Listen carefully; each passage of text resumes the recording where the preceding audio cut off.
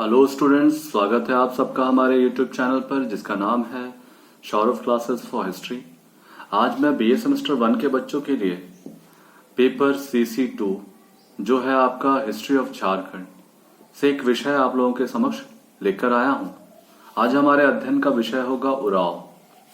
तो उराव के बारे में हमें पढ़ना है, तो उराव को वो शुरू करना है तो हमें उनकी उराव की सामाजिक, धार्मिक और सांस्कृतिक अवस्थाओं को समझना है। ठीक है, तो चलिए बिना समय गवाए हम इस विषय को प्रारंभ करते हैं।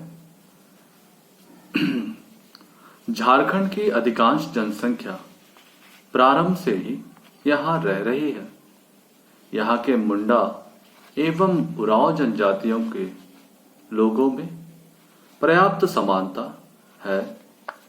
ये लोग भारत के विभिन्न क्षेत्रों से स्थानांतरित होकर छोटा नागपुर क्षेत्र में आए और स्थायी रूप से यहीं बस गए। इन समस्त जनजातियों की प्रारंभिक इतिहास उत्खनन से प्राप्त साक्ष्यों पर आधारित है। प्राप्त जानकारी के अनुसार उराव एक घुमक्कर जाति थी। इस जनजाति के लोग अनेक स्थानों से होते हुए छोटा नागपुर में पहुंचे। ये लोग मूलतः दक्षिण भारत के निवासी थे। इस मान्यता का कारण यह है कि भाषाविदों ने इनकी भाषा तमिल और कन्नड़ भाषा के साथ साम्यता पाई है।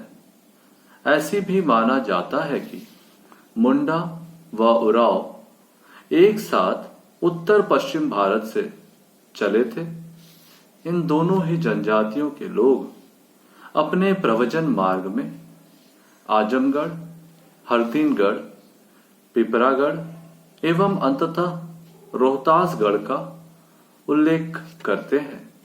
यद्यपि इस मान्यता के समर्थन में कोई ठोस प्रमाण नहीं है। उराव अनुश्रुतियों के अनुसार सरहुल पर्व के अवसर पर जब वे नृत्य एवं ज्ञान आदि में व्यस्त थे, उस समय मलेच्छों ने अचानक उन पर आक्रमण कर दिया और उन्हें रोहतासगढ़ से बाहर निकाल दिया। मलेच्छों से तात्पर्य मुसलमानों से नहीं है, क्योंकि मुसलमानों का रोहतासगढ़ पर कब्जा 1539 में शेर खां के समय हुआ था। संभवतः मलेच्छ शब्द का प्रयोग उन समस्त जातियों के लिए किया जाता है जिन्हें अपवित्र समझते थे। एक अनुमान के अनुसार यह शब्द चेरो खरवारों के लिए प्रयुक्त किया गया था, क्योंकि प्राचीन काल में रोहतासगढ़ पर चेरो खरवारों का आधिपत्य रहा। कारण जो भी रहा हो, किंतु रोहतासगढ़ से निष्कासित कर दिए जाने के बाद उराव दो शाखाओं में विभक्त हो गए। एक शाखा ने राजमहल की पहाड़ियों में अपना निवास बनाया। वर्तमान मालेर जनजाति इन्हीं की वंशज मानी जाती है। दूसरी शाखा ने कोयल घाटी में प्रवेश किया, कुछ पलामू में बस गए तथा शेष ने छोटा नागपुर क्षेत्र में प्रवेश किया। छोटा नागपुर क्षेत्र में पहले से विद्यमान मुंडा जनजातियों ने खुले रूप से इनका स्वागत किया। उराव जनजाति के लोग मुंडाओं से अधिक सभ्य थे। उन्होंने मुंडाओं को कृषि करना सिखाया। उराव की संख्या में निरंतर वृद्धि होती चली गई, जिसके कारण मुंडाओं को छोटा नागपुर क्षेत्र के उत्तर पश्चिम भाग से हटना पड़ा।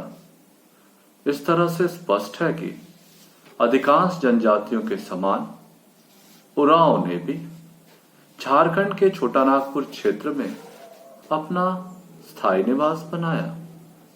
इस क्षेत्र की प्रारंभिक प्रमुख जनजातियों में मुंडा व उराव जनजाति विशेष रूप से उल्लेखनीय। इस प्रकार से हम लोग देखते हैं कि उराव जनजातियों के लोगों ने अपना बसाहट किस प्रकार दक्षिण भारत से होकर वे चले और अपने प्रव्रजन मार्ग में अनेक जगहों पे रुकते हुए वे अंततः छोटा नागपुर में आके बस गए। अब हम इनकी शारीरिक संरचना एवं वेशभूषा देखेंगे। उराव देखने में आकर्षक होते थे। उनके चेहरे प्रसन्नता से युक्त होते थे। शरीर के विभिन्न अंग अनुपातिक एवं सुदृढ़ होते हैं। शरीर पे वे लोग तोलोंग नामक वस्त्र लपेटे रखते हैं जो रेशम की, साथ ही ये लोग रेशम की निर्मित करछनी भी पहनते थे। प्रारंभ में घर में निर्मित वस्त्रों का ही प्रयोग किया जाता था, किंतु बाद में मिल में बने निर्मित मोटे वस्त्र भी प्रयोग में लाए जाने लगे। धीरे धीरे पुरुषों द्वारा कोपीन का प्रयोग किया जाने लगा, जो 5 से 6 गज लंबे कपड़े से निर्मित होता था। ऊपर से चादर, जिसको बरखी भी कहते हैं, लपेटने का प्रचलन हुआ। निर्धन व वृद्ध भगोवा, जिसे हम लोग लंगोटी भी कहते हैं, पहनते थे। स्त्रियां कमर के चारों ओर हरी वस्त्र लपेटती थीं। विशेष अवसरों पर स्त्रियां कनरिया किचरो नामक 6 गज लंबा वस्त्र धारण करती थी। उराव जनजाति की स्त्रियों को आभूषणों का भी शौक था। गले व अंगुलियों में मुंडरी की माला एवं कांसे के गहने पहने जाते थे। सिर पर जूड़ा पीछे न बांधकर कान के निकट बनाया जाता था और उसमें फूल लगाने का प्रचलन था। पंखों से भी सिरों को सजाया जाता था। उराव के खान पान को देखें तो हम पाते हैं कि उराव का मुख्य भोजन कंद, मूल, फल व दाल चावल था। वे लोग मांस का भी सेवन करते थे। घरों में हड़िया बनाई जाती थी जो चावल या साबूदाना आदि से बनाई जाती थी, और यह जो हड़िया होती थी यह सामान्य एवं विशेष अवसरों जैसे उनके पर्व त्योहार आदि में ये काफी लोकप्रिय था। तंबाकू का भी सेवन ये लोग करते थे। इनके आवास जो होते थे ये छोटे छोटे गांवों में निवास करते थे। इस जनजाति के ग्रामों को 3 श्रेणियों में विभक्त किया जाता है। पहला जो है पहाड़ी उराव बस्तियां, दूसरा जो है वह है घाटी गांव, और तीसरा मैदानी उराव बस्तियां। पहाड़ी बस्तियों में कृषि भूमि सीमित होती थी तथा विशाल जंगल पाए जाते थे। यहाँ के लोग पहाड़ों पर खेती कर जीवन यापन संचालित करते थे। इनके खेत अस्थायी होते थे तथा उर्वरा शक्ति भी कम होती थी। दूसरी श्रेणी की घाटी गांव पहाड़ी बस्तियों की तुलना में अपेक्षाकृत बड़ी होती थी। यहाँ की भूमि उर्वर तथा नदियों एवं जलकूपों द्वारा सिंचाई की जाती थी। तीसरी श्रेणी में बस्तियों का अस्तित्व काफी बाद में आया। उराव की संख्या वृद्धि होने पर उन्होंने मैदानी भागों में बसे मुंडाओं को छोटा नागपुर के दक्षिण पूर्वी भाग में ढकेल दिया और वहां अपना स्थायी निवास बनाया। अब हम उराव के आर्थिक जीवन को देखते हैं तो पाते हैं कि उराव लोगों का मुख्य व्यवसाय कृषि था। कृषि के दृष्टिकोण से भूमि को 3 श्रेणियों में विभाजित किया गया था। भूमिहरी भूमि तथा रैयती भूमि एवं जमींदारी, जिसे मंजीहर भूमि भी कहते हैं। ये 3 प्रकार की भूमियां थी। सामान्यतः ये लोग कद्दू, मक्का, सब्जियां आदि पैदा करते थे। उनके पास कृषि हेतु हल व बैल भी होते थे। भूमि की उर्वरा शक्ति बढ़ाने के लिए ये गोबर की खाद का प्रयोग करते थे। गाय, भैंस, बकरियां, मुर्गियां व कबूतर आदि पाले जाते थे। खेतों की रखवाली के लिए ये लोग कुत्ते भी पालते थे। अब हम उरांव के धार्मिक विश्वासों के बारे में देखेंगे तो छोटा नागपुर में स्थायी निवास से पूर्व उरांव अपने धार्मिक विश्वास स्थापित कर चुके थे। उनका सर्वोच्च देवता धर्मेश या धर्मी होता था। यह देवता हिंदुओं के ब्रह्मा जी के समान पूर्ण रूपेण उपकारी था। वह सृष्टिकर्ता भी था एवं रक्षक भी होता था। अन्य धर्मावलंबियों के समान उरांव लोगों का भी अच्छे बुरे के सतत संघर्ष की अवधारणा में विश्वास था। जहां एक और धर्मेश सबका भला करने वाला देवता था, तो उनके विश्वास के अनुसार कुछ शक्तियां ऐसी भी थी जो धर्म के विरुद्ध कार्य करती थी। उरांव पाप पुण्य कर्मों के फल में विश्वास नहीं करते थे, वरन उनकी धारणा के अनुसार कष्टों का मूल कारण दुरात्माओं का प्रभाव था, अर्थात वे अंधविश्वासों में भी विश्वास रखते थे। उरांव लोगों का पुनर्जन्म में विश्वास नहीं था। धार्मिक अनुष्ठान मोक्ष की प्राप्ति हेतु नहीं, वरन दुष्ट आत्माओं को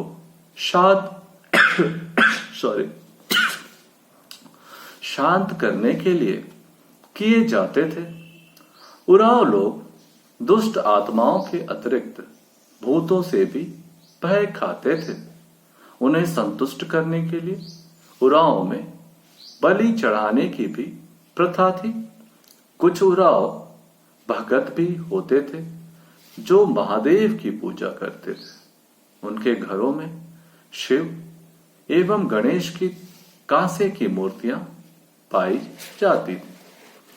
अब हम उरांव के जन संस्कार को देखें तो हम देख पाते हैं कि उरांव जाति के लोग अंधविश्वासी थे। महिलाओं में प्रसव के बाद 15 दिनों तक यह धारणा थी कि दुष्ट आत्माएं बिल्ली के रूप धारण करके परेशान कर सकती हैं।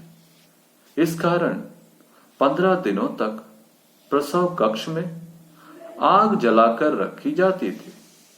बच्चे का नामकरण जन्म के दिन के आधार पर रखा जाता था या फिर नाम का उच्चारण कर चावल का दाना पानी में छोड़ा जाता था। जिस नाम पर चावल पानी में बैठ जाता था वही नाम रख दिया जाता था। इनके विवाह संस्कार सामान्यतः अभिभावकों के द्वारा किए जाते थे, किंतु कई बार लड़के एवं लड़की आपसी सहमति के आधार पर भी विवाह करते थे तथा विवाह तय करने में शकुन अपशकुन का भी ख्याल रखा जाता था। विवाह तय हो जाने के पश्चात दुल्हा एक योद्धा के रूप में दुल्हन के घर के निकट पहुंचता था, जहां नकली लड़ाइयों का आयोजन किया जाता था, जो कि बाद में नृत्य व संगीत के रूप में परिवर्तित हो जाता था। नृत्य संगीत में दूल्हा व दुल्हन भी सम्मिलित होते थे। इसके बाद दोनों को घरों के आंगन में ले जाया जाता था। मड़वा में सिंदूर दान देने की प्रथा थी। अब हम उरांव में विशेष रूप से प्रचलित वो युवा गृह अथवा हम उसे घुमकुरिया भी कहते हैं, उसके बारे में देखेंगे। उरांव जनजाति के युवक एवं युवतियों को घुमकरिया या जोख अरपा में रखा जाता था। इन युवा गृहों का निर्माण गांव के बाहर किया जाता था। युवकों और युवतियों के लिए अलग अलग युवा गृह थे। ये युवा गृह निद्राशाला भी कहे जाते थे, जो कि सोने के निमित्त बनाए जाते थे। इन युवाओं को अनुशासन व कुशल नागरिकता की शिक्षा दी जाती थी तथा अपराध या अवज्ञा करने पर दंडित भी किया जाता था। घुमकुरिया के सामने नृत्यशालाएं भी होती थी, जिसे अखड़ा कहा जाता था। उल्लेखनीय है कि मुंडा जनजाति की भी इसी प्रकार की युवा निद्राशालाएं थी, जिसे गीती ओरा भी कहा जाता था। उरांव जनजाति की घुमकुरिया का प्रमुख निरीक्षक महतो होता था। इस संस्था में लगभग आधी रात तक युवक युवतियों को नृत्य व संगीत की शिक्षा दी जाती थी। विवाह होते ही घुमकुरिया की सदस्यता स्वतः समाप्त कर दी जाती थी। संक्षेप में कहा जा सकता है कि घुमकुरिया में युवा लोग जनजातियों की सुरक्षा, संरक्षण एवं विकास से संबंधित प्रशिक्षण प्राप्त करते थे। यह एक प्रकार का शैक्षणिक विद्यालय के रूप में माना जा सकता है। अब हम इनके नृत्य संगीत पर प्रकाश डालते हैं तो हम देखते हैं कि उरांव जनजाति के लोग नृत्य संगीत के अत्यधिक प्रेमी होते थे। उनका सर्वाधिक प्रिय नृत्य यदुर था। बचपन से ही नृत्य का अभ्यास करने में कारण उरांव युवक और युवतियां नृत्य आदि कलाओं में अत्यंत निपुण होते थे। उरांव संगीत भी अन्य जनजातियों की संगीत की तुलना में अधिक मधुर था।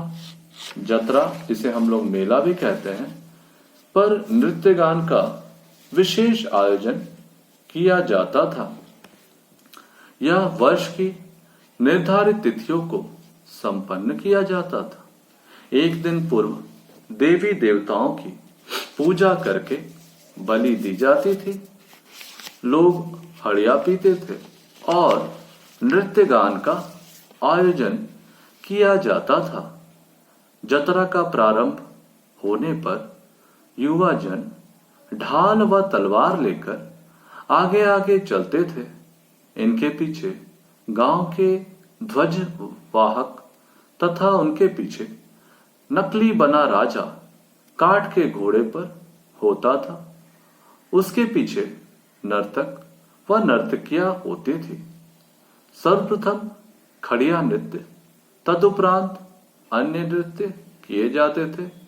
ये जतरा एक प्रकार के मेले होते थे। अब हम उरांव के मृतक संस्कार को देखेंगे तो उरांव के मृतक संस्कार अन्य प्रमुख जनजातियों के मृतक संस्कारों से भिन्न थे। सामान्यतः शवों को सफेद वस्त्रों से ढककर शमशान ले जाया जाता था। निश्चित स्थान पर पहुंचकर मृतक को पुनः स्नान कराया जाता था। संबंधियों द्वारा शव पर चावल छिड़के जाते थे। तांबे का पैसा चढ़ाया जाता था। शव को चिता पर रखा जाता था। यह कार्य माता पिता, पति या पत्नी द्वारा किया जाता था। शव के जलने के उपरांत अस्थियों को एकत्रित कर एक मिट्टी के बर्तन में रख दिया जाता था। हड्डियों को, जो उनकी अस्थियां होती थी, किसी नदी, झरने या तालाब के निकट दफना देने की प्रथा प्रचलित थी। यादगार के लिए उस स्थान पर एक पत्थर लगा दिया जाता था। उरांव का अस्थि दफन स्थल कुंदी कहलाता था। वर्तमान में झारखंड संथाल जनजाति के बाद उरांव दूसरी सबसे बड़ी जनजाति मानी जाती है। पलामू जिले में इनकी संख्या सर्वाधिक है। अन्य कई जिले में भी इनकी व्यापक जनसंख्या देखी जा सकती है। आधुनिक समय में इस जनजाति के लोगों को प्रशिक्षित करने के लिए ईसाई धर्म प्रचारकों ने कई शिक्षण संस्थानें खोली हैं। कई उरांव ने ईसाई धर्म स्वीकार कर लिया। उरांव की परंपरागत परहा पंचायत व्यवस्था समाप्त होती जा रही है तथा उनके स्थान पर आधुनिक न्याय व्यवस्था अस्तित्व में आ रही है।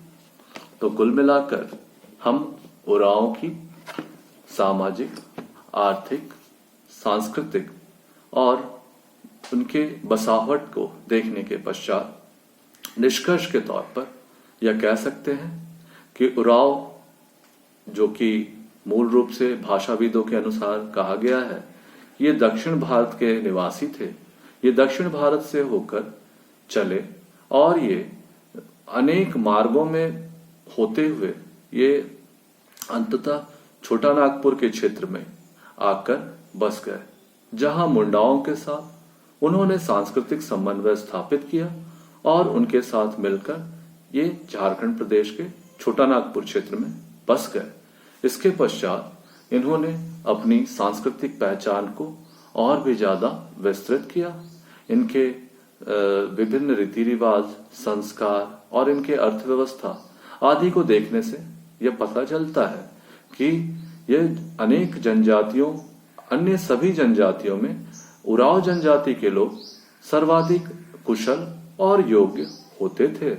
इनकी घुमकुरिया व्यवस्था को देखने से हमें यह ज्ञात होता है कि इन्होंने अपने एक प्रकार की शिक्षण संस्थान स्थापित किए थे, जो घुमकुरिया के नाम से जाना जाता है। इस शिक्षण संस्थान में वे लोग आदिवासी रीति रिवाज, संस्कारों आदि की शिक्षा देते थे। साथ ही साथ नृत्य, संगीत और अपनी संस्कृति को बचाए रखने के लिए जो भी शिक्षाएं होती थी वो दी जाती थी। साथ ही साथ इनके धार्मिक विश्वासों को देखें तो ये लोग सामान्यतः अंधविश्वासी होते थे और ये लोग पितरों को ज्यादा पूजते थे। साथ ही इनका प्रमुख देवता धर्मेश होता था और इन्हें भूत प्रेत आदि में भी विश्वास था। इस प्रकार से कुल मिलाकर संथालों के जीवन, उनके सामाजिक, आर्थिक, राजनीतिक एवं सांस्कृतिक पहलुओं को देखने के पश्चात यह सहज ही ज्ञात होता है कि उरांव माने झारखंड के प्रदेश में सर्वाधिक कुशल, योग्य एवं सर्वाधिक शिक्षित माने जाते हैं। आज के लिए बस इतना।